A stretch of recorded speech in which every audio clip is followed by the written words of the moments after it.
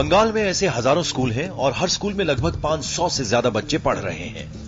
इन स्कूलों को राज्य सरकार ने मान्यता नहीं दी है, लेकिन मान्यता न होने के बाद भी लोगों को अपने बच्चों को इन्हीं स्कूलों में पढ़ाना मजबूरी है, क्योंकि यहाँ लोगों के पास इसके अलावा कोई विकल्प ही नहीं है। कक्षा 1 से 8 तक की पढ़ाई के लिए अगर पूरे बंगाल की बात करें तो 20 लाख से ज्यादा बच्चे ऐसे ही स्कूलों में पढ़ रहे हैं, जबकि 25,000 से ज्यादा शिक्षक हैं जो इन स्कूलों में पढ़ाते हैं।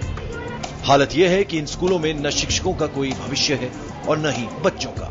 मैं माला बैग आज IBN 7 की ओर से सिटीजन जर्नलिस्ट इसलिए बनी हूँ ताकि बता सकूं कि बंगाल सरकार शिक्षकों के साथ कैसा सलूक कर रही है। पश्चिम बंगाल में शिक्षा की जो हालत है वो किसी से छिपी नहीं है। यहाँ जब सरकार को वाहवाही लूटनी होती है तो उनके शिक्षा अधिकारी हमारे स्कूलों में आकर पढ़ रहे बच्चों की संख्या को अपने सरकारी दस्तावेज में शामिल कर पढ़ाई का ग्राफ ऊंचा दिखाते हैं।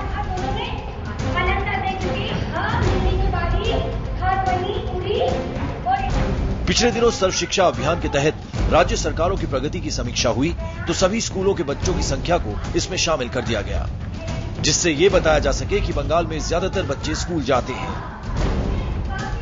लेकिन जब बात आती है इन हजारों स्कूलों को मान्यता देने की तो सरकार पीछे हट जाती है। मान्यता प्राप्त न होने की वजह से हम सभी शिक्षक बहुत मुश्किल में हैं। साथ ही विद्यालय की दशा को भी सुधारना बहुत कठिन है, किंतु हमने तय कर लिया है कि हम खामोश नहीं बैठेंगे, आगे बढ़ेंगे।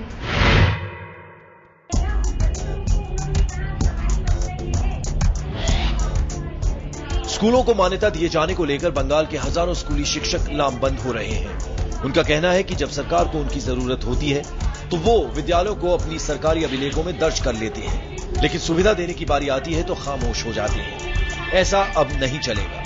इसे लेकर हम लोग कई बार आंदोलन कर चुके हैं, लेकिन सरकार पर इसका कोई असर नहीं है। दरअसल स्कूल के प्रबंधक भी मान्यता के खिलाफ हैं। उन्हें लगता है कि मान्यता मिलने पर स्कूल का प्रबंधन भी उनके हाथ से जाएगा और साथ ही बिल्डिंग भी। कहा तो यही जा रहा है कि सरकार और अधिकारी दोनों का ही स्कूलों के प्रबंधन से साठगांठ है। यही वजह है कि स्कूलों की मान्यता के मामले में सरकार फैसला लेने से पीछे हट रही है। उसे मालूम है कि अगर इनकार किया जाता है तो आने वाले समय में बंगाल विधानसभा के चुनाव में उसे मुश्किल हो सकती है। यही वजह है कि वो इस मामले में कोई फैसला नहीं लेकर इसे ठंडे बस्ते में डाले हुए हैं। नतीजा यह है कि इससे बच्चों को भी काफी मुश्किलें हो रही हैं। कई बार इन स्कूलों से पढ़े बच्चों को दूसरी जगह एडमिशन नहीं मिलता है, लेकिन दूसरी ओर सच्चाई यह है कि अगर ये स्कूल बंद हो गए तो लाखों बच्चों को शिक्षा से महरूम भी होना पड़ेगा। इससे अच्छा तो कहीं तो पढ़ते हैं। हाँ, घर में बैठे से अच्छा तो यहाँ पढ़ते तो हैं, आते हैं, पढ़ते हैं। थोड़ा एक ही हिंदी मीडियम स्कूल है जिसके कारण बाध्य होकर के हम अपने बच्चे को यहाँ पढ़ा रहे हैं। स्कूली शिक्षक इन तमाम मांगों को लेकर कई बार शिक्षा मंत्री के साथ ही अन्य वरिष्ठ अफसरों से मिल चुके हैं, लेकिन अभी तक इन्हें निराश ही होना पड़ा है। हालांकि कई बार भरोसा दिलाया गया है कि उनके बारे में सरकार गंभीर है और कोई न कोई फैसला लिया जाएगा, लेकिन वो दिन कब आएगा कहना मुश्किल है। बहरहाल हम तो संघर्ष जारी रखेंगे और आज एक बार फिर शिक्षा मंत्री से मिलने जा रहे हैं। इसके पूर्व भी मैं कई बार विकास भवन आ चुकी हूँ विद्यालय की मान्यता के सिलसिले में, किंतु हर बार सिर्फ आश्वासन मिला। आज मैं IBN 7 की टीम के साथ आई हूँ। मंत्री जी थे किंतु मिले नहीं, किंतु उनके प्रधान सेक्रेटरी ने हमें आश्वासन दिया है कि काम होगा।